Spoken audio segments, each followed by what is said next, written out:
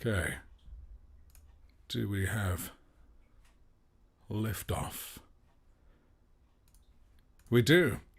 Hello, ladies and gentlemen. How are you? If you've been living under a rock, as per, I'd like to introduce you to Dillon Schneider. Well, this sounds way too corporate. It's meant to be more conversational than this.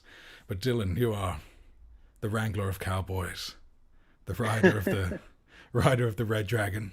No, not the Red Dragon. It turns out the Alexa. Shit. Okay, I take that one back. Yes, Camera movement extraordinaire and illegal in 23 states. I hear. So, yes, tell me about them. It's because I was saying, if anyone's seen your work, I'm curious if they agree. But yeah, I was so certain that you were shooting everything red, and you're telling me that you are an Alexa man through and through.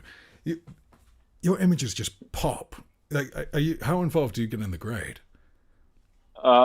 It's different every time, depending on how fast it moves and if we're booked on other things. But I like to have an idea of what we're doing way beforehand, and then follow it through, all the way to the end. Yeah. And then also, I am obsessed with RGB lighting, so that I get it as close as I can befue the grade.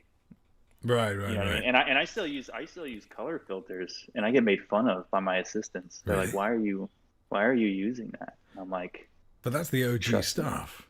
Exactly, and that's how I learned on film. That's why I like the Alexa. It's like you treat the camera the same way you would treat film.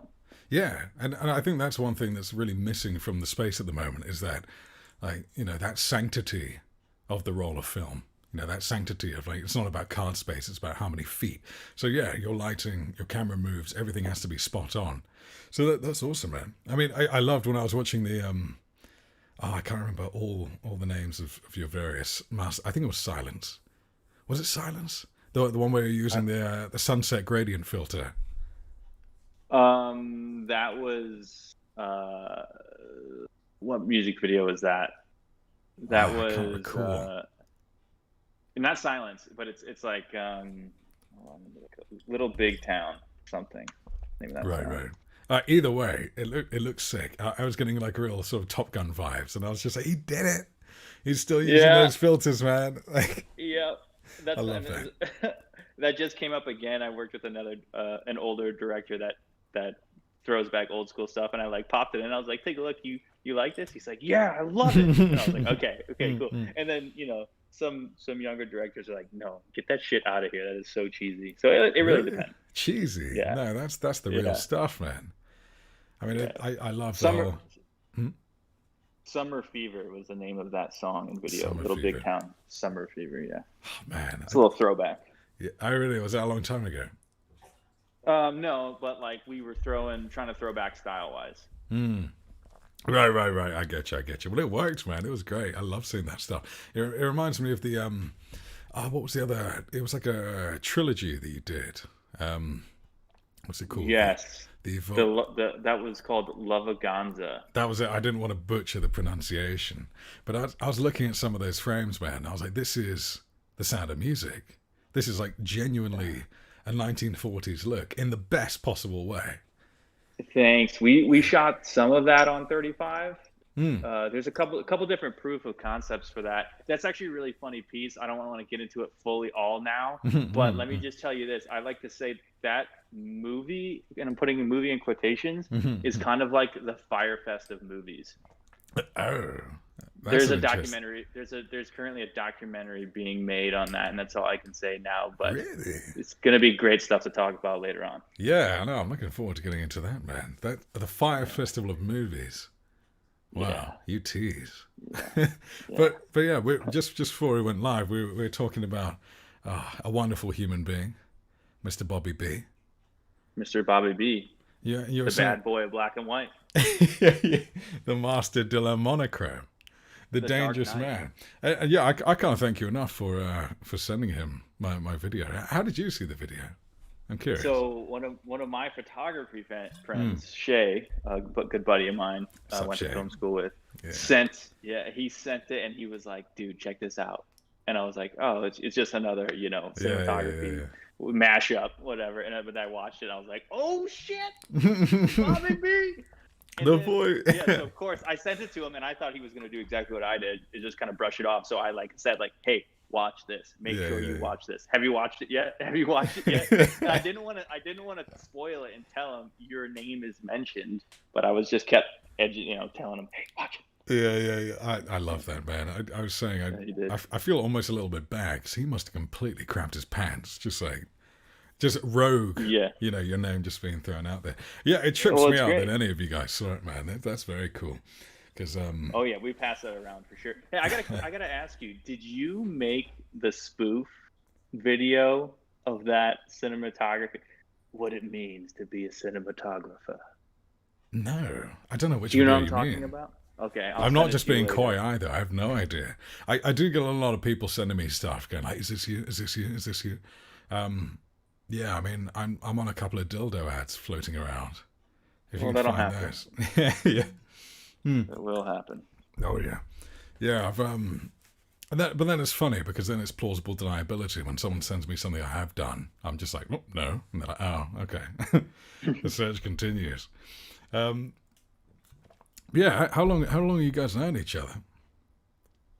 I met Bobby in probably around like 14 or 15, 2014 or 15. Oh yeah. Abby, a producer who was producing his video for G, Mm. brought me up and was like, "Hey, I think you would mesh really well with this guy. Oh He yeah. shoots and directs his videos. Do you want to camera operate?" And I was Mm. like, "Yeah, of course." I leave no stone unturned. So Sure, let's sure. go. And I didn't know who G was at the time, so I started researching and listening to his music, and I was actually a fan. I was like, "Oh, this guy's music's awesome. Let's go." Yeah. So I went up there and then operated for Bobby, and immediately, like when I saw his treatment and then saw what we were doing, I was like, "This guy fucks. Yeah, Like, this yeah, is my yeah. style stuff. This This man is my." fucks like Are we crazy. allowed to swear? Are we allowed to swear on here? Yeah, man. I Okay. really have tried. I really tried to not swear, but All right. it just keeps coming out. So you just let them roll, man. I Just was roll with like, the good this guy is times. on my wavelength in terms of mixing high technical Mm. level things to enhance the art. Mm. And I was like, yeah, okay, let's go. So I operated one for him, and then after that, we just kept talking. He was like, I think you should just shoot my next one, and I was like, I'd Yeah. love to. Yeah, yeah. I mean, but that's the thing. You guys are a match made in heaven. I mean, the first and things. I didn't even know you had shot this. I had an inkling, but it was only recently that I think it was when I went on your site and I saw that you did do Downtown Love, and I was like, oh my god, I love that video. Yeah, Like, yeah, oh, so did that come after? I mean it. yes, that Yeah, came yeah, yeah. after.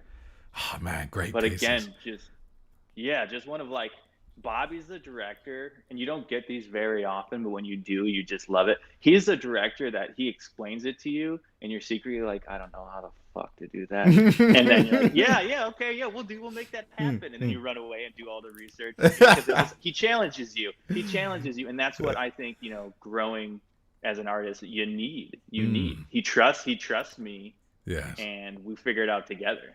Yeah. Well, I mean, that's very much the feeling I got from TB&D. It's just like peanut butter and jelly, man. You guys, Hell yeah. like, I mean, what was it like? What was the energy on I Mean It? Just from your perspective, was the energy as good as it just felt? So, Oh, it's super fun. yeah. I mean, I so get that impression. Yeah, great. I mean, great treatment, great story. Like it's one of those where you get the treatment, you listen to the song, you're like, yeah, I see this, 100%, ready to go. It's so And funny. The beats yeah, in we that song, man, are just unparalleled. we ended up casting one of the girl actresses in it, Mm. like the morning before on the Scout. She was at the same restaurant as us, and Mm. Oh, it was like one of really? those jobs. What? Yeah, yeah, yeah. But it all worked out so well. And G's always been just such a pleasure to work with and such a cool dude. Yeah, yeah. You guys vibe well? Yeah. Yeah, yeah. He's just one of those guys that like, and I've done a lot of rap videos where they don't give a fuck about any of you. Sorry, language. They don't care about the crew or anyone. And G's like the guy that's like, hey, thank you for being here and investing in me, right? Making my art shine. Like I That's cool. appreciate you. That's very And yeah, cool. and it's like that's all you need. That's all you. It's the cherry on top. And you're like, yeah, I will work hard for you. Mm. Mm. Hearts and And minds. Yeah. That's really cool, man. I mean, what was it like approaching the, what was Downtown Love a bit one of those like, I don't know how to do that moments? Because that was a pretty VFX heavy endeavor. Yeah, it was all on a motion control rig, which I had never shot on yet. I don't think But on before paper, that you were like, nah, video. I got this. Yeah, I mean, in theory, it all made perfect sense, right? You Yeah, just lay yeah. the he's building a big wide set. I light it a bunch of different times, do the same passes, and then we'll Mm, overlap it. Like in theory, it makes a lot of sense. And then when you start doing it, you just start finding all of the things that are difficult and hard and mm. and making it happen. I'm kind of finding that I haven't got to shoot this yet, but like how we're seeing the LED wall technology come into Oh, yeah. cinematography, Oh, it's ho, like that. It's ho. like when you solve a problem, you create another one, and it Mm. was just figuring that stuff out. But our team was great, and we made it happen. Luckily, we had, I think that was a 3-day shoot, 1 day pre-light and prep, and then Yeah, it's 2 shoot great. days. It was such an Yeah. emotional piece as well. It kind of makes me sad that there's that one line from the song that didn't make it into the music video. Have What you heard line? the? It's like, I think it was something like, things aren't always as they appear. She spends 2 hours getting ready, but can't look herself in the mirror or something. I don't know. I just heard that on the album, and I was just like, whoa, I thought damn. that was in the video. I I don't don't know. know. No, I don't think it made it in. What made Okay. it in? I don't know. I don't know how many renditions of it were floating around. But it was awesome. But it was awesome, and it was Mm. one of those ones where like I could see it in my head a bit, but then once Bobby put it all together and it came out, I was just like, God damn, yes, I think it's yes, that tracking shot initially, just coming in on G when he's at the window yeah, smoking. That's like so quintessential, sort of when it's dark out, isn't it? yeah. Damn. That's a cool thing about Bobby, because a lot of people ask me like about Bobby, and I'm like, in a way, he kind of built G's look, Mm. you know, Mm. and stuck with it and wrote it out, and I love that. Yeah. With how quick everything changes in today's age, like I love picking something and rolling with it and owning it. Mm. Mm. No, And I exactly. think that's such a cool vibe with G. Yeah, I mean, I love how humble Bobby is about, I was just saying, with the Bean On music video. So it's just one Yeah, shot, man. It's just one shot. And I mean, one shot from a fixed perspective, especially. I think, And you turn it into magic. yeah, that video is super, super cool. I didn't get to work on that because that was actually before we physically met. But I think that's when Abby, the producer, connected us and was Mm. like, hey, Bobby's doing this video. Just talk to him about Mm. it. Mm. And I couldn't be, I think they shot it in Chicago actually, but I couldn't be a Ah. part of it. Um, but I heard it and I tried to, give any input I could, but I was like, this is going to be awesome. This guy's cool. Ah, they And it didn't was, know. it's They such a didn't know cool what they were video. missing, man. They didn't know what they were missing. Yeah. but yeah, I didn't realize it. Yeah, you've done a lot of country. Is country like the right word for the genre? Yeah, I'd Yeah. say, yeah. Country music, yeah, Yeah, because for I'm sure. I'm totally uninitiated, but I was watching some of the stuff, especially Burnout. It's stuck in my head. I'm getting the bug, you know. Like Yeah, where do you start with country music? Is there a country starter pack you can get me on? 90s country. I'll tell you 90s. that. Just Okay. download Spotify playlist 90s country. Hmm. I'll tell you this right now, and I still work for a lot of them. New country is not country. It's pop music disguised as country. Right. Everybody wants to pull the Taylor Swift, and they want to get big in country and then cross over. Right. Right. And I think it's just I like country music. Yeah. I was born in Kentucky. My dad's a cowboy. I love Ah, country no music. way. That's great, So man. yeah, so that's part of the reason. And I think that a lot of younger country directors Hmm. are looking. They had a lot of pop influence in their life growing up. Hmm. So I started doing rap videos with G and Juicy J and Whizz and all these guys. Yeah. And I Yeah. think they kind of looked to that and said, I want to channel some of that into these new country acts. And I Right. think that's why I kind of became the perfect go-to like DP for that. Yeah. I mean, it's weird. What's that sort of juxtaposition like? Because it seems to me, from my overview, my very new formed view, is that country is all about sort of quite sort of sensitive masculinity, while a lot of hip hop is like I had sex with a girl last night. You know what I mean? It's like, it's just the vibe is so different. Yeah, I guess that's true. Yeah, I can see that. Like, how do you find sort of, getting in the different mental spaces? Because your country stuff is like so wonderfully poetic, and then your rap stuff is poetic, but it's popping. It's just two different Yeah, sides of the pendulum. I mean, I feel like early on when I was doing a bunch of hip hop videos, I was just thinking to myself, like, how can I make this as visually interesting as possible? Mm, mm, mm. And you more flashing lights, more flares, shoot anamorphic, things of that nature. And then when I started doing more country and I was a little bit more, I guess, not educated, but experienced, that flare stuff kind of became less of what it's about. Like I grew as a DP and kind of took it like, what's the story here? Let's be less flashy and let's be a little bit more subtle Right, for the right, right. story. I got you. And it's also one of those things where like I love music videos, but I don't want to do them forever. So I kind of been starting to channel away from that just super flashy cinematography vibe and just more narrative and story driven. Gotcha, gotcha. Yeah, and I mean, do you sing? Do you I do perform? not. Why No, not? Is that what's coming no. next? I mean, no, I don't know. Not even close. I've always, no, I like to, it's actually really funny. I've been thinking about this a lot, but Mm, I feel like I'm like if you were like look at me in real life and be like, mm. oh, that guy's a bro. That guy's a total bro. You would never think I'm an artist in any way. Right. And I feel like that totally rubs off on people. Like I have to be like secretive about like what I post and like me hang out with my normal friends and drinking beer around a campfire because I don't want to come across like, oh, that guy's not going to be able to tell my story emotionally. Look how much of a bro he is. But is this what people tell you, or is this just how you see it? That's how I see it. That's how I Right. see it. But I also notice like, you can see what kinds of people are doing certain kinds of projects and how they carry themselves. There's Hmm. a there's a look to this. There's politics involved in this industry. Oh God, there always is. Yeah. There always is. I'm dealing with a lot of that for sure. But it's interesting because Bobby described you as a filmmaking Viking. What do you, That's funny. and it made I me think it's just think, because I'm huh? tall. Yeah, as I say, do you have Scandinavian blood? None, zero You're an that I know American of. as they come. I'm kind of a mutt, like an A Indian mutt. What do you mean by that? mutt. Yeah. That's like the word we use for like a dog that has a lot of different breeds in him. That's a very So specific term. A yeah. very very specific term for a vague ancestry. But no, that's cool, man.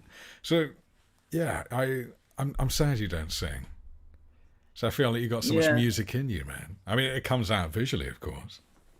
Well, But thanks. like, what is country to you? Because I feel like it's quite like a misunderstood culture. Or maybe I'm Yeah, projecting. Maybe it everyone. isn't. I don't know. Everybody thinks it's stereotypical trucks and girls and beer, right? Like that's and my shotgun. Sure. it's not really. I think it's as much storytelling as any genre, Yeah. and No, massively. I mean, watching the burnout video, such a delight. By the way, I was like, this is how you shoot a one shot, and what a space as well. Like oh the, yeah, the that's Billy Bob's Honky Tonk in what a name Fort as Worth, well. Oh my god. Texas, Dallas Fort Worth. I always that's the first thing I always yell Billy about. Bob's What location? Billy tongue Bob, yeah, Billy Bob's Honky Tonk. honky Huge. tongue. I think it's like the biggest bar. It's one of the biggest bars in the United States. There's a Wow. rodeo arena inside the bar. You can watch live animals rodeo Wow. while you're getting a beer at the bar. America. I love it. Yeah, you Damn got to man. go sometime. Yeah, I will, man. Let's hit it up. I mean, I can't remember the last time I saw such a deep frame in an interior. May, Yeah, maybe on the that was fun. platform, but that's about it. That's Spanish Yeah, production. But God, and I mean, were all those lights, were they there already, the practicals in the background? That seemed about a mile away?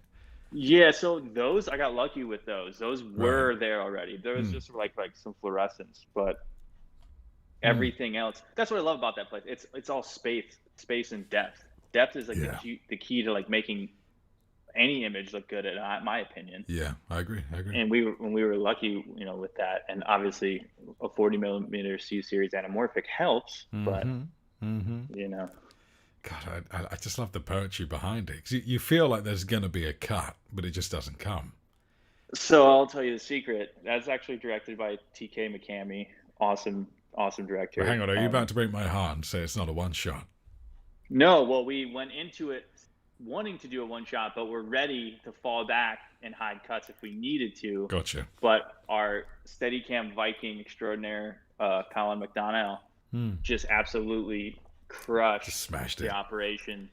And we all walked it out together, TK. And actually, Cameron Duddy, who's in the band, is actually a huge music video director himself. He directs Bruno Mars' music videos. He did 24 Karat Gold. Really? All kinds of stuff. And he's in the band, Midland. That's crazy. Crossover career. It's yeah, like, so it's like Ilya Naishula. He's like a massive bass guy, and then also directing like fucking Hardcore Henry. I love that. Exactly. So we all had input and figured this, this thing out, walked it all out, lit it before lunch, and then after lunch started shooting. I think we did 9 or 10 takes. Damn, and just the right amount of haze as well. Yeah, just the right. That haze is a thing. On one take, obviously, it's a little easier, but trying to keep haze consistent throughout the entire thing is difficult. On the tattooed on my back, like haze is a thing, right? I know exactly. And because it can be so easy to overkill with haze, and then suddenly it just looks sort of. Yeah, I think it's getting the even distribution. There's nothing worse when you just get the sort of that initial pump, that squirt, and it's like, right, let's just roll it, and it's still moving. Boy, it ruins it. Yeah. So I try to pick. I find my best friend on set, either a PA or a juicer, whoever I get lucky enough to have run the machine on that day, and I'm like, hey, your main job is make sure this stays consistent. I'm not going to tell you. I'm going to forget. So just you do it. yeah, exactly. So you do the music and you do the haze. Yeah. Well, I use a color filter on that job too. Really? I love color filters. Damn. Yeah, get that warm. And Brian Smaller, I think, was the colorist that finished off that job. But heck just keep doing it, man. It's beautiful. Fuck what anyone says. Appreciate it. I love that whole sort of. I mean, I know he's very much out of the game, and I know I talk about him way too much, but, I loved Jack Carliff's whole philosophy, where he's just like, the cinematographer is the arbiter. Screw the visual effects people. He's like, just try your best to create something new, to innovate some sort of look in camera, and then let them play with it. So hell yes, I totally agree with that. So all the power to you, man. Do you get gasoline on the lens? Sorry, not gasoline. Do you get Vaseline on the lens? Do you do any really wacky shit? Definitely done it. Yeah, totally. Nice. Cracked filters. Try play with. Lens banging. Where you take it off the mount. You just. Oh wow, you're brave. Another one I've been trying, keep it on the DL, don't tell anyone. Is have you ever put like you can put like light gear ribbon inside the matte box, actually coming at the lens, but out of frame. So you're just kind of like tinting the shadows with a color. I have never heard of that. Damn. Yeah, you can essentially, you're like lightly flaring the lens, but the whole time, and you can mess with like the shadow detail, color of it, and things like that. Oh wow, you're spilling some. I just like major getting tea. weird. I like getting weird with stuff. That's how you make your stuff different. And that's what like weirdly sort of surprises me, is that the one thing I'd say about all of your work is it's so clean, not like clinical clean, like beautiful clean, and yet you're saying, as I said, I had no idea you were using filters or ribbon tricks. It's crazy. Oh yeah, filter bloom everything, man. I heard you guys talking about Bobby, Mr. Bobby Robert Richardson, and he's a huge inspiration of mine, and I just eat up whatever he does. God, bloom it. Richardson is just hilarious. Overexpose it. Who cares? Man, do you ever go to Camera Image in Poland? No, I heard you talk about that too. I haven't got to make it out yet, but I really want to go because you just hear the best stories about that event. I mean, the only reason I bring it up, I can't remember if we went into this with Bobby, but with Robert Richardson just pissed out of his mind, crawling around the stage. The only time you'll ever see Tarantino look nervous is when his I DP mean is that. just writhing around on the floor, just going ah. So that's the Panavision party. Mm, I mm, just been told, I've never been, but the mm, Panavision throws the biggest, baddest party there, and that's what it's all about. People are mm. just getting slogged. There are some great parties. You get some really niche ones as well, like the Hawk Yeah, Sea party. And you're like, all right, fuck it, let's go. They got like a sign me whole up. band playing. Yeah, it's great. Are you Yeah, going sometime? Let's go. let's do Let's it, get man. Bobby on board. Let's do it. Yeah, yeah. I mean, I don't think they're going this year. I wish they were, but with our good old friend 19. But no, I went last year. It was great. Pana Village is hilarious. They just have this Awesome. this sort of log cabin going on, and you go in and you get some drinks, and there's sofas and just DX2s lying around, and you don't have to pay for anything, and you're like, great, it's This fantastic. is awesome. It's really Cool. weird, yeah. I mean, Torun is where they usually host it. It's just a very strange location for it to be. I mean, I've got Yeah, I no wonder problem why. with it, but it's just I don't know. They've really retained a high level of prestige with sort of Polish cinematographers, and yeah, just it's not Cannes, and I mean that in the best way. It's not pretentious, you know. Yeah, and you Yeah. can speak to anyone without them sort of being like, "Sorry, who are you?" It's just good vibes. So Yeah. I'd very That's because much that's because it's cameramen and not just directors. no, but this is what I mean. I mean, even with the director, with the producers, there's sort of these barriers are broken down, and it feels very just like a big Yeah. sort of friendly club as opposed to a circle of who are you, fuck you. Yeah. So yeah, man, Do you probably not this do year, you but get do you get starstruck? do I get I mean, like, do you starstruck? get you're like, are you uh, nervous when you're around people you admire? I think honestly, I think I've met enough of my heroes now that that novelty is somewhat worn, unfortunately, because you realize how I know it's the cliche, but you realize just how normal they are. I would say it's less starstruck and it's more intimidation. Like David Fincher is just a very intimidating individual because he's just always going. He just never Yeah, because he stops. knows everything about everything. Yeah, but he does, and I found myself just I'm always taking notes because the words he comes up with, I'm just like, what misanthrope? What do you mean? Next thing you know, I'm like, oh, anyway, we got to avoid this misanthrope, and then the cycle continues. But then you meet people like Damien Chazelle, and I was expecting him to just be, I mean, yeah, I love La La Land, I love Whiplash, and he's just a dude. He's just super chill. So I haven't met him, but you mentioned Whiplash. My mentor, one of my mentors, my lighting mentor, Gaff Whiplash. Oh, what a hero he is! Yeah. Damn, He was Whiplash is telling me when he was phenomenal. doing that movie, he's like, I'm doing this movie. It's kind of low budget. We're using all tungsten units. I'm like, okay, cool. I didn't Mm-hmm. get to work on it, but I mean, then it became to be Whiplash. I was like, awesome. Dude, if you had worked on it, I'd suck your dick right now. That was, and I wouldn't feel bad about it. That was, oh man, yeah, Chazelle's stuff is just great. I know people have been giving him a little bit of shit for doing the vertical stuff recently, but I don't know. All the No, power to him. yeah. Absolutely. But yeah, man. So let's do it. Let's go to Poland. Let's go and drink gingerbread beer. It's like the thing I'm to do down. out there in Turin. Anyway. Hmm. I'm down. I only know one Polish line. Daj Yeah. mi buzi. He gives me a kiss. Yeah, yeah.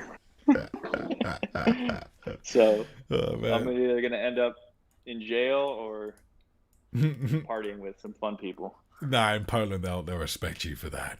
If there's anything, Awesome. Polish, they are your best friends and your worst enemies. I feel. But just get a few words. Get the dziękuję, get the przepraszam, and you're all good to go. But yeah, starstruck. Do you get starstruck, Dill? I mean, No, no. well, not really. The reason that I brought it up is because it's funny because to me, like, I can hang around, and go talk to Dwayne Johnson, normally and be fine. But then but then you put me in a room with Bob Richardson, and I can't look at him because I'm too afraid.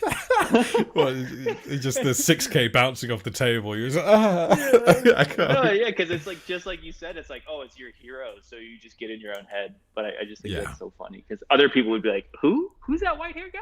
Oh yeah, let's go talk to him. Yeah. Well, that's the thing. I think I'm playing it cool. I think the reality is there's a couple of people who I'd probably freeze up a little bit on. But for the most part, I think I've managed to break down that barrier. Like, even Tarantino, man. I thought Tarantino was, because we know how he is, right? He's just, all over the place. I'm shutting your butt down. And then he just sort of, I bumped into him in a cafe in Cannes. And he just looks stressed in like a very normal sort of dad with 3 kids way. Yeah. And I feel that. And I was just like, I didn't want to be annoying, but I was just like, love your stuff, man. He was just like, oh yeah, cool, thanks. It's just like, okay, well, big fucking whoop, I guess. Yeah, that's always that thing too. It's like, am I annoying him, or is he gonna like the fact that I'm like, praising him as a true fan? It's like, you never know. You don't. It's like, who I always thought would be very chill is John Malkovich, and he does not like to be recognized. Don't go up to John Malkovich. Don't say hi. He'll just scowl at you, and you look like you've murdered his entire family. It's awful. But great actor though. But you know what I mean? You see him on screen, and he has that sort of, weird bit kind of openness about him. But each to their own. But I gotta tell you, man, as well with that music video Silence. I think we touched upon it earlier. Like, damn, some of your work is so emotional, And I think it's a real testament to your skill that, you can create. I just think anyone who can create emotion out of inanimate objects is on the right stuff. And that shot at the end, with the I don't know what those lights were. I mean, it creates a sort of fairy light effect, but they're sort of stretching out into the darkness and creating depth as they spark. And then you've got what this sort of... I don't know. I don't think I shot a video called Silence. Silence? So I don't know which Silence. one you're referring. You did shoot it. I'm just getting the name wrong. Does it sound familiar? Country. It was one of the country songs. And I don't know why am I calling it Silence? Summer Fever was the one with the sunset grad filters. But it ends on a night exterior, and there's kind of a 2 people who are sort of a couple. And then you've got this sort of beautiful... you're talking about... Yes, you're talking about Simple is the name of the song. Yes, I was in the camp of siblings. Yeah, that's the one. Yeah. My mistake. My bad. Still, it had that sort of La La Land vibe to it. And then the separation with the moonlight and oh man, I don't know what it was. It made me quite emotional. I was like, where's my relationship like that, I appreciate it. Yeah. I mean, do you have a particular sort of process towards instilling that emotion into your work, or is it just purely instinctual? Are you just the genius? Not specifically. I think, obviously you think about the scene and you think about what you're trying to evoke, and I do broad strokes. Like, okay, so it's gonna be a little bit more emotional, less light, underexpose it. Let's just separate it. And that was a long learning process for me too. I used to try to light beforehand, before really seeing the scene and seeing the action. Now it's like, as I learn, as I get older, I'm like, I want to see the actors do this, rehearse this real quick, and feel it first before. Because, it's like, as a DP, you try to do as much prep as possible. And you want to have like, okay, I got on my overhead, like this is what's going to be here, so the crew can just go work. But then you see it and you're like, oh, we got to change this now, And that's kind of, so sometimes you nail it and sometimes you learn from it. For sure. And I think one thing I love is your sort of instinct for camera movement as well, because it has this real sort of omnipresence to it. Like, and I mean this in the best possible way. You kind of forget the camera's there.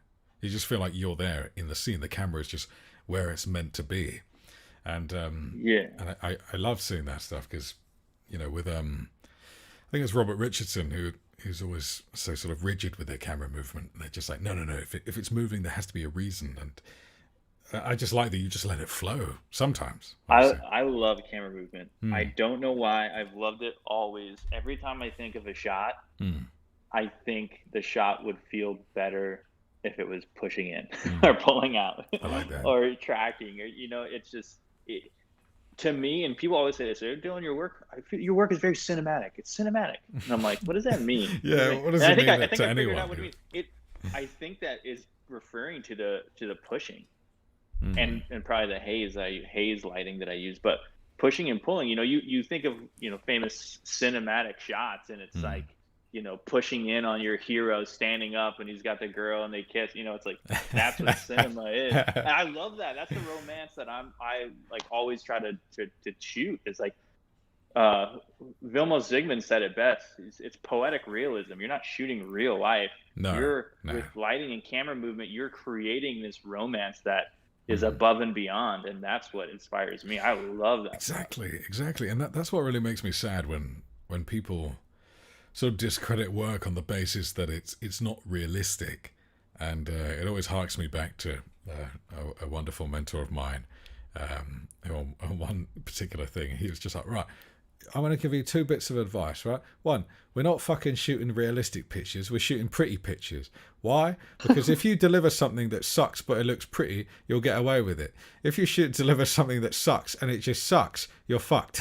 I love that. Yeah. And it's so true, though. Yeah. It's so true. Oh, it's amazing.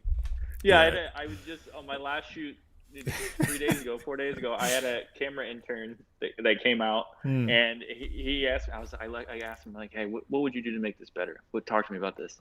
We're shooting Wow. an alley scene. You're And trolling him. he goes, well, where's this? Where's that light supposed to be coming from? And I was like, wrong. It Doesn't doesn't matter. matter. Yeah, It does yes, not exactly, matter. exactly. And that's how I know you're a Robert Richardson fan, because he's the same shit, man. He was just like, It doesn't matter.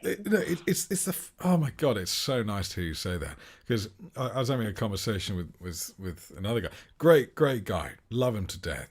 He's taught me a lot, but he his whole thing with lighting was, he was like, right, if you're lighting a naturalistic scene, then you got to have two lights, one for clouds and one for the sun.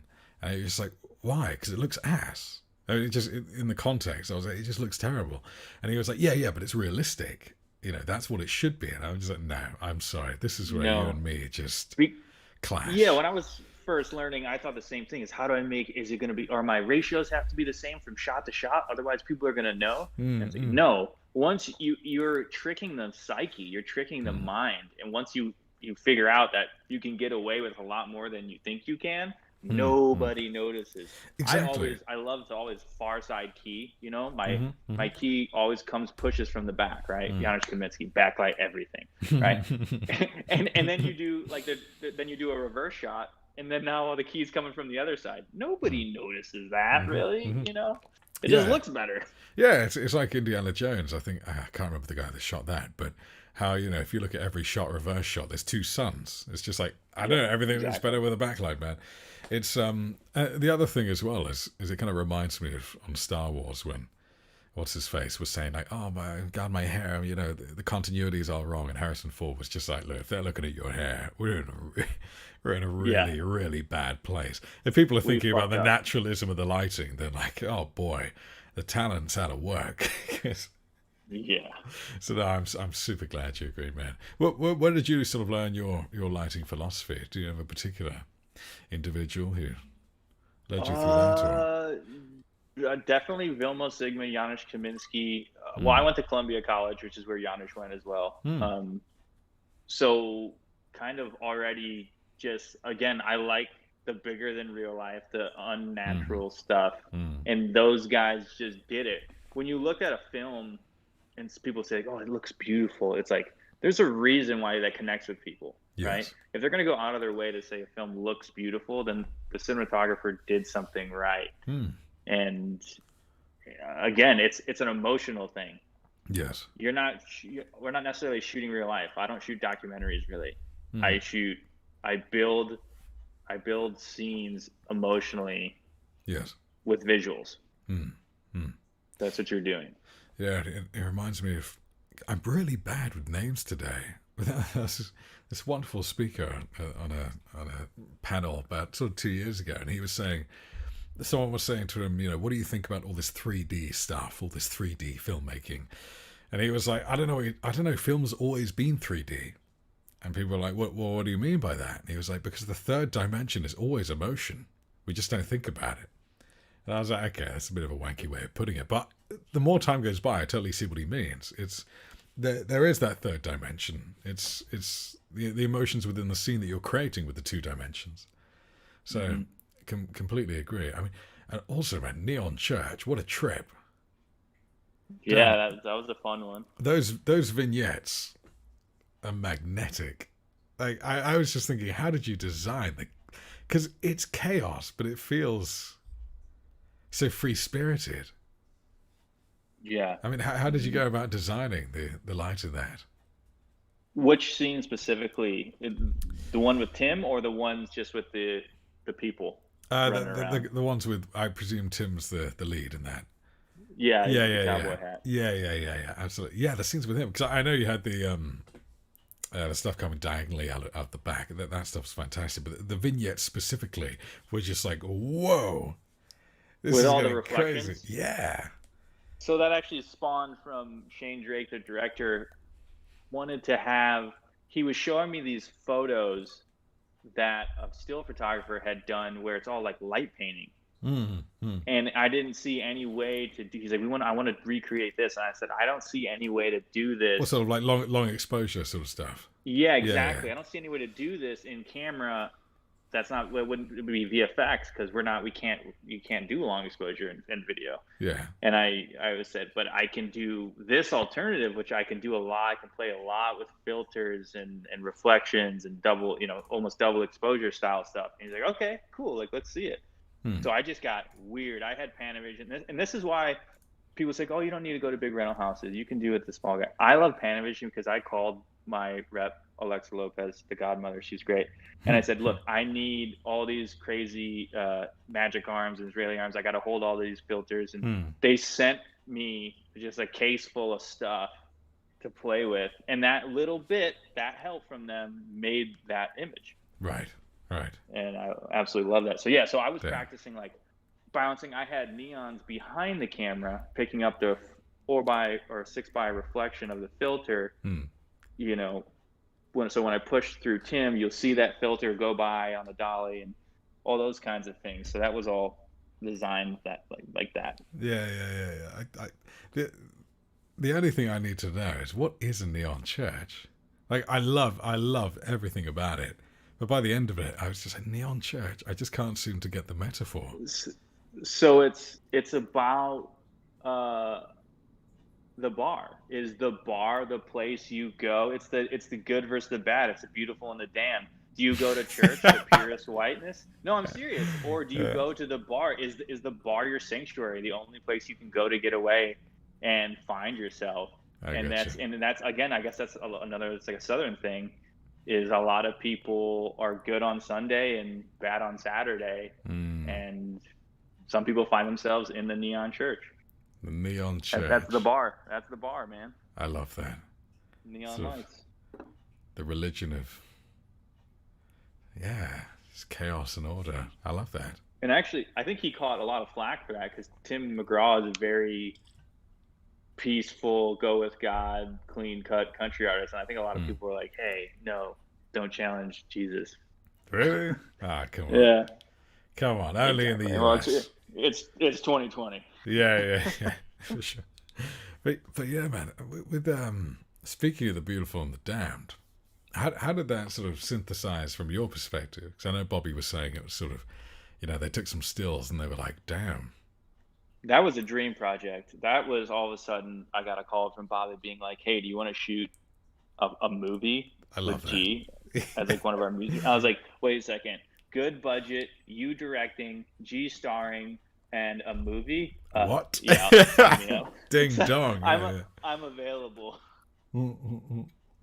Yeah, it was great. It was awesome. So and cool. then when I was talking to you a little bit before we started recording about getting into Bob's head. Yeah. Like, they obviously read the script, read it like 10 times, and then went over to G's house where Bobby stays, and just started downloading Bobby's thoughts, which is like 100 times more specific than the script gives you, and just love it because Bobby's a genius, straight up. Yeah.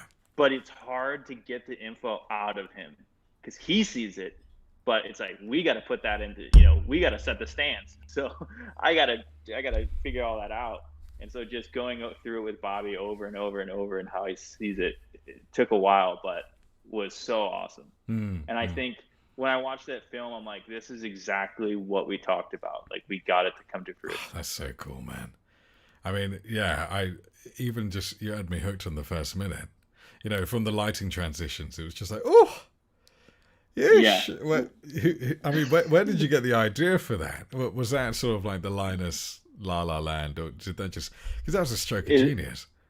No, I think La La Land copied us actually on that one. Oh, really? The bastards. No, that was Bobby. I'm not going to take credit for that. Bobby knew, he's like, I want it to feel like G's in are you talking about the shot where G's in the abyss? He's all in black. And I was like, he's looking into a mirror, and then you're just like, wait, hang on. Yeah. Oh, damn. Even the continuity of his emotion changes, and I was just like, Bobby, you brilliant son You dirty of a dog. bitch. You dirty dog. You got me. When that stuff works out, I'm like, me too. I'm like, yep, this is exactly what. And I love the look on. There's no better reward in this entire industry than looking over and watching the director's face when a shot that he's explained comes to fruition. That you got everybody there. The lighting is perfect. The cues are perfect. And it happens, you know what I'm feeling. That feeling. I do. Yep. This is why I do it. It's so difficult to find that alignment as well. 100%. And I man, yeah, exactly. Just finding that spark, that moment of, well, it really justifies all the bullshit I put up with. Yeah. And actually, Bobby, it's funny because Bobby didn't go into it in your guys' talk, but I wanted to say that shoot almost ended halfway through because of some union things. Oh, really? That shoot, the union came out and wanted to flip the show, and then just the Teamsters were going to do a deal, and it just ate up all of our budgets. Like, we had a lot more planned. We had process trailer work that went away. We had techno crane work that went away to make this deal happen. And like, really? I get why the unions are there. I don't dislike the unions, sure. But it almost ruined the shoot, and it was really upsetting. But we made it happen. Yeah, you hear some proper union horror stories, huh? I think, especially when shoots trying to get away with being non-union. And oh boy, you turn 5 million to 15 million real fast. Exactly. Jeez. And it was good though. Great experience. Yeah, I mean, what was your sort of? Well, I think you just described it, but your favorite part, was there any other moments that particularly stuck out? Just exploring that the good versus evil and figuring that out visually, because like that was something that I really could like latched onto when I read this movie and like listened to G's music. It's like, I think I kind of connect with that in a way. Like, I like to party and carry on, but at the same time you're challenging yourself. No, like, be good, don't party, do this and that. And I saw that. And I think that's what G was going through, and I think that's what the film is about trying to choose to be a good person, but also living this other life that you have to deal with. And then we were just putting that onto the screen visually. This choice that G had to make and the obstacles that he went through. Like, when he's looking in the mirror, turning into somebody else. Yeah. How do we play that visually? There's bright scenes that are good, and there's a lot of dark. We did a lot of darkness in that film, and it's great. I love low key stuff, man. Like I was saying to Bobby, the scene of him in the car, experiencing that moment of duality. It's genius. It's fucking great. Yeah, it really is. So great. Without a doubt. And I mean, again, that's why I love working with Bob. Bob just like, I'm going to put both of them in the car. We're going to be driving. I'm like, oh, God. You're going to be real wet right now, Bobby. Yeah. I'm like, all right, Bobby, let's go. Saddle up. Put seatbelts on your eyes. We're going for a ride. Great. Damn. And one thing that confused me there, I saw some of your frame grabs, and Halsey was in it, and I was like, hang on, that's not the one I remember. Did she not make the Yeah. cut? All right. I don't. Okay. Here we go. Am I dipping into sensitive territory? Yeah, maybe not for me. Maybe for other people. But Gotcha. essentially, what happened is they were dating at the time. Yeah. Um, it was supposed to be in the film. When he goes to the hotel, Hmm. it's actually supposed to be Halsey who he goes and sees. Oh. And that was supposed to be Yes. tied in with another music video. What was the song with him and Halsey? Him and I, isn't it? Me and him. Yeah, Him and I think so. Yeah, Him and I. I think so. Yeah. Yeah. So we shot like this is later, not during the film. Like a week later, 2 weeks later, we shot like a standalone little piece that was supposed to be tied into the film, but it was a standalone music video, Okay. and it ended up being lost on the editing room floor. But we got some great images, so I can't let those go, unseen. You know how it goes. Sure. Yeah. No, absolutely. That's a bummer. That's a real bummer. Yeah. Oh, you guys faced a lot of challenges, huh? And then the final kick in the teeth was the release. Yep, that was a huge bummer. Who are we killing? Maybe not killing. We'll just rough them up a bit. Yeah, I don't know who that fell on, honestly. Yeah. I was told even, and I don't know how accurate this is, but I was told that had a Sundance. Ooh. I don't want to say it was going to officially get in, but I was told that was going to go to Sundance. Right. And then I was also told that because Apple Music bought it, it was less appealing for that crowd to go to Sundance because it became commercial. But isn't that kind of obvious? It just makes me wonder. Yeah, that's a big shame. Again, I don't know who ran that, but that was. And then also, like, when it did come out on Apple Music, it was like, okay, cool. It came out on Apple Music. Like, everyone can see my work. I went to go look for it, and it was, like, so hard to find. You had to, like, click the right way to get it. It was like, what are we doing here? Because this is the upsetting. Thing. I mean, I'm a huge G fan, and I thought it was going to drop on album, which would have made sense. But it came sort of 2 weeks after. It just trickled out. And I was looking out for it, and I didn't find it. And I was like, well... Exactly. Hey, if the somebody fans, dropped the ball. Yeah, if the fans aren't going to find it, then how's anyone going to find it? So, big shame, but very much appreciated. So, damn good stuff, sir.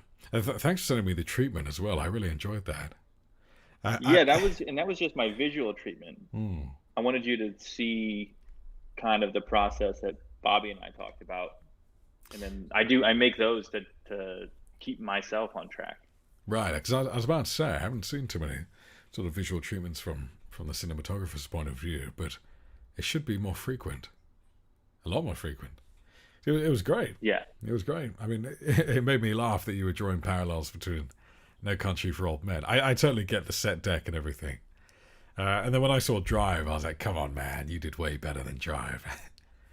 Well, see, I don't necessarily use them for the story as much as like certain things about the image that reminds me of something that I'm going to do. Yeah, for sure. So, did you use it sort of as like your Bible on set? Exactly. Yeah, gotcha. Like I don't remember exactly what I was going to do for Drive, or maybe that was just the framing that I was going to do in the car. Yeah, exactly. And like how the LED lights were going to get them. I don't know. I don't remember that specifically. And also, I only discovered this like an hour ago, so I don't know that much about it. But you did a short, Gerald, like a different short. Yes, that is also true. Tunnel vision. That's what these things don't get released properly, man. What a hell of a trip. I was like, hang on, what? That's where the picture of him in the jumpsuit came from? I've seen that image floating around. Damn. Well, tell me about that. That's where that came from. That I got brought in from G's manager, Maddie. They got connected with this gentleman who was going to make a short film about his life, and G was going to do it, and then I got brought in, and we did it, but it didn't really fully come out or turn out, and I kind of just lost like connection with it after Right. it did what it did, and then we moved on to the next project. Yeah. Well, it looks super clean though. Super clean. Shot red on that one. Hey, there we go. And Are you a red shooter? Tell me about you. I'm not a red shooter, man. I'm Alexa all the way, which makes me very, very sad that I couldn't even pick up on that. Although I tell you what excites me more than anything, Dylan, is the Sony Venice. That camera, you know what? is we're going there. Yeah, we go. We're going there. It's a badass camera. Because a little birdie tells me that you also are quite a fan. I do like the Sony. My favorite thing about it is that you can shoot it Super 35 or yes, large format. I even love that they've got an EF mount. That makes me laugh so much. Have you shot it with EF? No. But I just love that under the PL there's just EF, just sort of chilling there, and I'm just I didn't even know that. Yeah, it's like, well, okay, maybe things have changed since I last saw them. I don't know, but my understanding is there's an EF right under the PL, and it just made me think, like, I'm sorry, why do you have a Venice if you're shooting EF? Like, exactly. Yeah, like, what is going on here? Sense. Yeah, it's like, I don't know. You're sort of getting a Lamborghini made of cardboard. Like, exactly. I don't know. But I love the look of the camera. Oh yeah. But there's so many other things that I think about when shooting that, like, things as simple as like the WCU4 wireless controller. Yeah. Like when I shoot airy, like the camera's on a crane, if the camera's on Steadicam, if like my assistant can change whatever we need to do on the fly. Yes. With that, which like you can't do in the Sony. It's like things like that is kind of annoying, but it'll come. I think it'll come, and I think it's a great image. What did you think about the Rialto system? I haven't used it personally, but I mean that's super sweet. Crazy, what they did on Top Gun, just look at that. Yeah. I mean, that was awesome. Can't wait for that movie. It almost makes me surprised that we're only just reaching an advent of removable sensors. It just seems so obvious now. After you see it in the flesh, people rigging it to the front of vehicles, or I don't really like the idea of going handheld with it because it's so light. I mean, you're just holding the lens, Yeah, I mean that's kind of how the Komodo is. It's like too light for certain things. Like sometimes you need that, right? Yeah. But for normal handheld, it's too small. Because I love Easy Rig. I'm an Easy Rig guy. Partly because I'm 6'4". And regular shoulders usually it's too high. Damn, son. Yeah. Blimey, you must be towering with an Easy Rig on as well. So our last producer asked me about this too. My crew in LA, and I'm just like, these are my friends too. These are guys I work with all the time. Are all 6'4" dudes. My camera operator's 6'4". My key grip's 6'4". Like they're all big people. Like, it's like, is that a requirement for your crew? I get asked. I'm like, no, I don't know. This is how it happens. Is how it happens? Yeah. Thing is, I'm not as tall as you, but I'm quite tall, and I found the weirdest thing was the last shoot I was on. Just everyone in my crew was really, really short. It just makes you feel weird. It's like, did you pick them out because of this? I'm like, no, it's just happened that way, man. I don't know. Yeah, and I saw like a BTS still. And I was just like, it looks so strange. I'm just sort of towering over everyone. It's funny. It's a weird one, but. So, Trago, are you directing, or are you directing the photography these days? Let's go into it afterwards. We'll flesh it all out. Because as I said, it's just, God, I hate to be that guy as well. Like I hate to, because I'm a pretty open guy otherwise. But when I started doing this stuff, I was like, if I'm going to say the stuff I want to say, and there's a lot. I'll keep a lid on the identity for now, but off the record. Yeah. But we'll get into it. But, well, can I at least have a location? Like maybe I'm out on the East Coast sometime and I want to grab a beer. Would that be possible? On the East Coast, no, because I'm currently in Korea. But I'll tell you. We'll get into it, Dylan. Don't you worry. I won't leave you hanging. Okay. I won't leave you hanging because I want to be able to give it a little bit back. I don't want to make it seem like I'm taking from people all the time. Which is not what I'm about. But I trust you. Please do. It's well placed trust. You're in good hands. All right. But the with the it's funny because I was looking at the video you did with Whizz Khalifa. You did stuff with the game as well. That's a lot of testosterone. The one with that one there was a gun pulled on that one. Was it with the game? Yeah, exactly. Of course, with the game and Drake. Yeah. Yeah. That was interesting. The funny thing is with the I've gotten really sick of the sort of just the pink and blue combo. 'Cause it's such a prevalent sort of go-to thing these days. But then I watched that video and I was like, I've got a renewed appreciation. The stuff with Whizz in the car. Oh, damn. That was looking crazy. Yes. That was... Yeah, I mean, that was back when I was early on, when I was just like, all right, let's just make it flame. Here we go. Visually interesting. A lot of in your eyes happening right now. Whizz is going to do his thing. He's going to smoke a big joint. It's going to be awesome. Yeah. 25 mil anamorphic, go. I was about to say, the lens compression was just not what I'm used to seeing, especially from anamorphic on that, which made it weirder, which made it better, Like, those were the Cook super flares. Oh, were they? Were you using diopters on that? No, I don't think so. I think really? It's just such a wide lens. It's a decent close focus. There's a funny story. Those lenses were actually the lenses that shot some scenes in Straight Outta Compton. A Star is Born. I was just throwing it out there. Star is Born. Did you see that movie? I haven't seen it. Yes, I have. It's great. It is. I really do. It's Damn. awesome. Damn. Okay, you pulled it off. Good story. Nice. Yeah, and it's Maddie Libatique. Come on. I know. I just, as soon as I saw Lady Gaga and Bradley Cooper, I was like, Bradley Cooper directing? Okay. I don't know. Well, I think he did a great job. No, I'll have to check that out then, because I have this weird sort of bias where when I see actors directing, I'm always like, but... What about Clint Eastwood? But that's the thing. Like, Clint Eastwood's fantastic. I recently, Ben Loeb was talking about Catch-22. I started watching that recently, directed by George Clooney. It's fantastic. It's absolutely fantastic. Yeah, it's a Hulu exclusive. Then again, I don't know who the hell has Hulu. I got Hulu just for it, to be honest. But no, it's fantastic. So yeah, I've got to be a bit more open-minded, and yeah, Hopeless Romantic. What was it like getting the pitch for that? Oh God.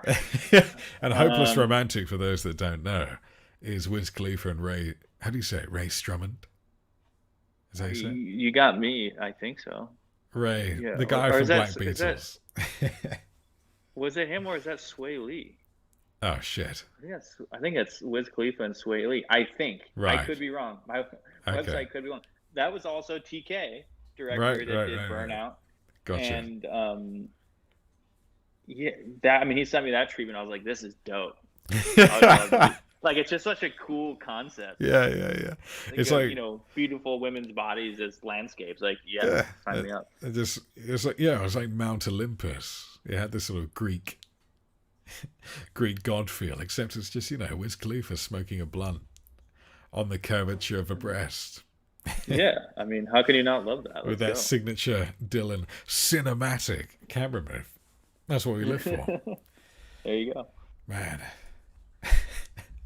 But like, also with Ty Dolla, I've got to know, is he as chill as he seems?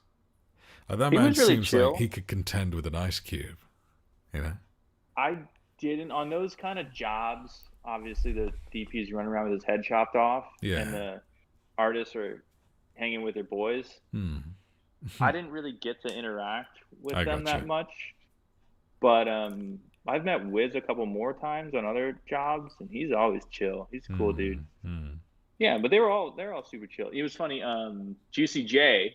Yeah. When we were shooting one of his scenes, he's like, "All right, we'll do one more," because the director asked, "Can we do one more?" He's like, "Yeah, let's do it." And we're going, and just halfway through the take, he's like, "All right, I'm done," and just walks out of the scene and just leaves, gets in the car, leaves. Like, really? cool. Wow. Yeah, he's like, "All right, cool." So sometimes Rap videos, it's an interesting world. It's an Hmm. interesting world. Have you seen that rap video that the director put out? And it was like the video just went to crap, so he made the video about how crappy the experience was. No, what's that? I I have to show you this video. I can't Yeah. remember the name of it, but it Okay. like became huge because he did that. He made it that. Right. Right. Right. It's genius. It's really genius stuff. Damn. Yeah. That's. I mean, that surprises me. It's like one buddy of mine was shooting a commercial with Ronaldo, and yeah, they had something ridiculous. I can't remember the complete context, but it was like an 8 camera setup, and and he was completely freaking out because he was just like shouting on a megaphone. He's just like, right, all cameras to F56. And then the guy, Ronaldo, came in. The man, just strolls in and he just sort of crossed a ball and hit a crossbar or whatever. And he was like, right, that was great. Can we just go one more time? And he was like, no. No. And he's like, dude, we've got 8 cameras set up here. You know, we've got 8 fucking crews. Can you just do it one more time? And he's like, no, I've already done it. And he just, yeah, gets in his car and runs off. Just a Oh, well, different world. But it is. I think I don't know if you agree, but obviously, you know, not necessarily always artist to filmmaker, but a lot of the time, especially with commercial stuff, there's quite a lot of friction between sort of client and filmmakers, or in this case, Yes. sort of artists and filmmakers. I've been thinking about it, and I was thinking that, you know, the thing is with filmmakers, we're all completely fucked in the head. You know, we will put the film before anything. You know, we will die for the film. But with the clients, it's quite often they will they will put the experience first before the film. I don't know if you've had the Yeah, same experiences. I can see that. Yeah, I've had experience where, and it wasn't even that big of a star. It was an Right. athlete. The client told the crew, okay, now when the star comes on, nobody look at them. Ah, God. And it's Yeah. like what? We're still human beings. Exactly. You know, you're not going to tell me not to look at someone. I'm here creating this for them. Yeah, exactly. I mean, someone was telling me the same about Kenneth Branagh and how, you know, talking about his directing style. His directing style is just dictatorial. You know, it's just sort of, don't look at me. You know, look at the ground when I'm Hmm. speaking to you, and it's just there's just no need for it. No, that's just to me. That's just massive insecurity. Yeah, I mean, but how insecure do you have to be to just tell someone not to look into the windows of your soul? Exactly. I mean, there's a big difference between saying, "Look, I'm kind of nervous. Eye contact throws me off. Do you mind if we just sort of get the take done?" There's that, and then there's someone telling you you can't look at them. That's just Yeah. not on. We don't Yeah, and I like think a that. lot of times it's the client afraid to make someone upset. Like then you go talk to the artist and they're like, "No, what do you mean? Like, oh, we're all cool, like chill." Yeah, You know, yeah, it's the yeah. client overstepping, trying to make sure because they don't have any experience, Hmm. They think they on do. set, or they think they do, They think they it's a do. That's big for sure. client for them, so they're trying to go the extra mile and Hmm. Yeah. I mean, I figure it always out. But try to be more understanding because someone was highlighting that, you know, with clients, they're paid, you know, $100,000 a year to obsess over a shampoo bottle. So, you know, you've got to expect these things. But yeah, it's such a weird world. And I think it's also because, you know, on the filmmaking side of it, everyone's there because they're confident in their abilities. And yet when you've got the client sort of running around, go, oh, this, and I was thinking that and that, it just creates this weird rift. I yeah, don't I know. never understood that either. It's like you hired this huge director, brought in his or hers entire big time team, Hmm. and then you're going to question everything, every decision that they make. Like I never got that. But I think it's like they just want to make sure they're being heard or their worth means something, like to Yeah. appease their boss. Yes, exactly. And I guess they're the ones that have to present it, but still, just let the man work or let the woman work. It's just, I, Exactly. I don't know, I've had some pretty bad experiences recently. But Oh, that, I hmm? go ahead. Well, but that's just what we'll put it down to. It's job's Yeah. worth getting the Yeah. most out of your existence. Yeah. I've been finding myself wasting a lot of time on conference calls that Yes, really go in circles and don't need to happen. But it's like, oh, they're just doing their job. yes. Are they It's all like, agendaed? yeah. So there's nothing worse than a meeting without an agenda. Mm-hmm. I feel like a bit of an asshole these days, but I very, very strictly just say at the beginning of every meeting, I have 20 or 30 minutes. Yeah, State to me what you want and what you you need an have. AD, You do. You really do. an AD for the meeting. And if you get past that 30 minutes and you haven't reached your conclusion or your action item, I'm just like, I'm dipping, I'm gone. And they're just like, no, we haven't finished. I'm like, it's too bad. Like, we have 30 Exactly. minutes. You Get have a it chance. out. Well, Bill Gates, he gives people 3 minutes. Tell me 3. what you need. I'll give you my answer, and we're moving on to the next subject. That's tough. 3 minutes, though. Yeah, You we need got a lot to do. Yeah, but you need a bit of time to digest. Otherwise, you make dumb decisions. I've worked for plenty Maybe. of those. Well, Maybe. unless that is your gift. It's certainly not mine. I need at least 10 minutes. Yeah, no, I need time too. I always, people ask me things, and I'm like, can I get back to you? But there's nothing wrong with that. I feel especially on set. Like, you're always within your right to just say, I need 5 minutes to figure this out. Mm-hmm. As long as you're not saying, I don't know. Oh, Yeah. boy. But how do you feel your well of inspiration? That's how I feel about inspiration. I feel like it's something that sort of ebbs and flows, and you got to contribute to it, but you got to take from it. Where do you get your visual ideas from? That's a good question, and I don't really have an exact answer to that. Yeah. I watch things as a fan, just as going out and watching things. And when stuff, resonates with me, I either remember it or screenshot it or note take why that got to me. And like I collect images. Right. I'm like an image hoarder. Are you a Pinterest? No, hoarder? I've never done Pinterest. You I've never haven't? done, Okay. I'm about to blow your mind unless you're way ahead of me and already know. Do you know what Shot Deck is? Shot deck? Yeah. No, but I'm gonna tattoo that into my arm for later. Shot Just deck. go on. Yeah, you have to. I think it's still in beta right now. Right. You have to make an account and you have to tell them that you're a filmmaker. It's gosh, his name's I'm forgetting it right now. He's an awesome DP. He just shot Joker. Shot Joker. I was literally just thinking about this guy the other day, and my mind's gone He's blank. hilarious. Really funny guy. He is hilarious. Really cool guy. I really want to meet him because mine and his attitude exactly the same. He made Shot Deck and it is a visual inspiration. Like you can just type in like 2:3:9 aspect ratio, blue hour.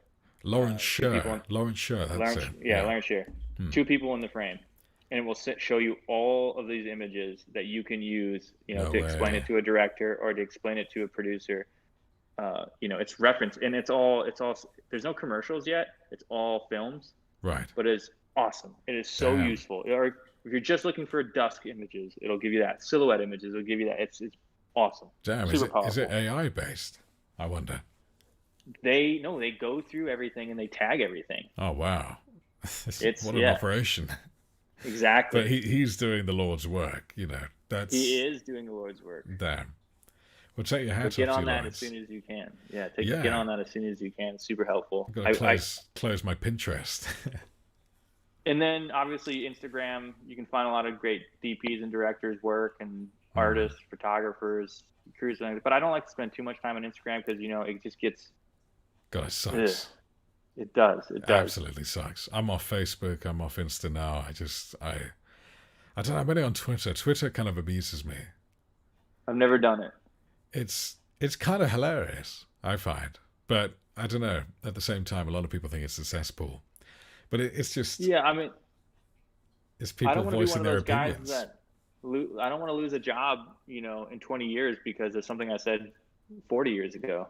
Sure, but I doubt you're an individual that needs to worry about that.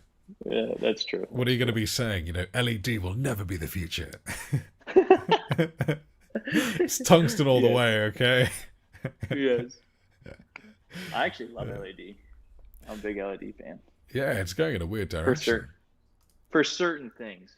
Orbiter, I'm not really sold on yet. I haven't actually seen one of those units because they sort of drop just before COVID, right? Yeah. Yeah.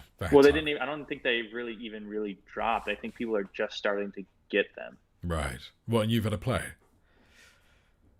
I have not in real life, only videos. I see. I see. It seems a bit too good to be true. I mean, they're basically just being like, this is the one-stop shop for now, forever.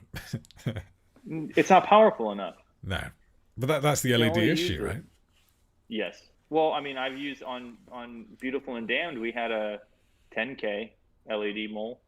Wow. Damn. Which was fun. And we had digital up for that. Okay, so you remember that night scene with the car in the mirror in the Oasis? Yeah. That in the bucket of the Condor were two DS6s, digital Sputnik, the 6 arrays, and then a mole tenor LED. Oh, damn. And just a little baby generator at the bottom. Yeah, who would have thought? I was talking to Bobby about plasma lighting recently. Have you ever worked with plasma? I have not. Just complete waste of time. Complete waste of time. time. That's what I've found. Yeah, I figured. Yeah, I mean, worth it. I went to at this one particular expo. There's this guy every single year who's shipping plasma goods. I don't know. He must have developed them himself. And every year I'd see this guy, and I'd be like, okay, fuck it. I'm just going to go head on. I'm going to figure out why should I shoot plasma? And I go into his sort of little blackout tent, and he's just like, oh, I've got to show you. I've got to show all these things. This is why. And I was just like, all right, let's just cut the shit. Let's cut the sales. Sell me plasma over tungsten right now. And he was like, okay, look at this. And he gets out a color meter, and he puts it in front of his plasma light. And he's like, look at that. I'm like, what? And he's like, look, it is pure. That is as close as you will get to natural sunlight as possible. That is closer to sunlight than tungsten. And I was like, well, I mean, that's fantastic, but I've never seen a movie review based on how accurate the sunlight was. I mean, who cares? Who cares, honestly? I mean, we have colorists, you know what I mean? Like, even if it doesn't look like the sun, an HMI always looks good. And he was like, all right, well, if you're not sold on that, then try this. And he gives me a bulb, and they are chunky, these plasma bulbs. They are just, I don't know, they're so thick. And then he was like, go on, throw it on the ground. And I throw it on the ground, and it bounces. And I'm like, wow. You're telling me my bulb's not going to break? And yeah, I mean, I was saying to Bobby, it's like, it wouldn't be filmmaking if the occasional bulb didn't blow. You know what I mean? Like, you need that occasional tungsten just to... And, you need to light the set on fire. Exactly. You need that. I'm like, I don't know. I'm not going to change my lighting proclivities just based on the fact you're giving me a chunky bulb. Yeah. And I walked away, and the man was brokenhearted, and he's probably invested a lot. But I'm sorry that...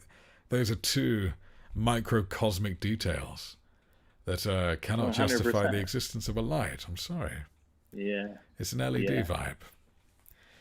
I mean, and LEDs are coming a long way. The color and what you can do with them. I mean, are you a fan of the stereotubes? I mean, when they're used correctly, I feel like there's a lot of gratuitous not putting them in the back of the frame. Yeah. I mean, we couldn't hire any production design, so we just put a bunch of bulbs in the background. Yeah. No, but running into a location, I mean, everything now is about speed, right? I mean, you're always fighting the clock. Yeah. Being able to go in somewhere and throw up these lamps and not wire them, zip time to the ceiling, and dial in your color in 3 minutes you can't beat that. No. I mean, we're in a day and age where gaffers have iPads. It's like exactly what happened. But also, it's like, I love keeping the power of the image as close to home as we can be, instead of shooting something and it looking very mediocre until it gets the color, and then your colorist is the hero. You're cutting out your own job. Yes. With technology coming out now,